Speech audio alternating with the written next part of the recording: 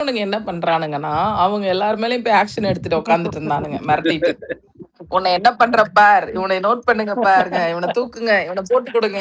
இதுதான் அப்பயும் போய் டேய் இதை தானடா பண்ணிக்கிட்டு இருக்கீங்க இத்தனை நாளா, அதுக்கு அகேன்ஸ்டா தானே ஓட்டு போட்டிருக்காங்க. திரும்பவும் அவனுங்க எத்தனை பேரா இவனுங்க சஸ்பெண்ட் பண்ணானுங்க. 2000 யார் யாரெல்லாம் மாற்றத்திற்கு ஓட்டு போடணும்னு சொன்னாங்களோ அவங்க எல்லா ஊழியர்களையும் கடிச்சு கொத்தரி வச்சானுங்க. இப்போ உடனே அடுத்தது பர்சனல் அட்டாக்கா ஆரம்பிப்பாங்க. இதெல்லாம் அவங்க ஸ்ட்ராட்டஜி. அடுத்தது பர்சனல் அட்டாக்கை ஸ்டார்ட் பண்ணுவாங்க.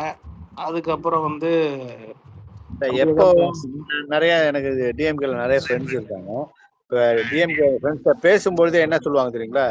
ஓ ப்ரோ கட்சி வளங்க ப்ரோ, கட்சி வளங்க, வேலையே செய்ய மாட்டேங்கிறீங்க அப்படின்னு. டேய் நீங்க முதல்ல வேலையை பாருங்கடா அப்படின்னு நம்ம சொல்ல தோணும். சரி நம்ம பேசாம விட்டுட்டே இருந்தோம். அப்புறம் பார்த்தா தான் அது ஒரு ஸ்ட்ராட்டஜியாவே பண்ணிட்டு இருந்தானுங்க. மற்றவங்களெல்லாம் நம்ம வேலை வாங்குற இடத்துல தான் இருக்கோம், நம்ம வேலை செய்யற இடத்துல இல்லை அப்படிங்கிற ஒரு திமிர்த்தனமும் பண்ணையார்த்தனமும். நீங்க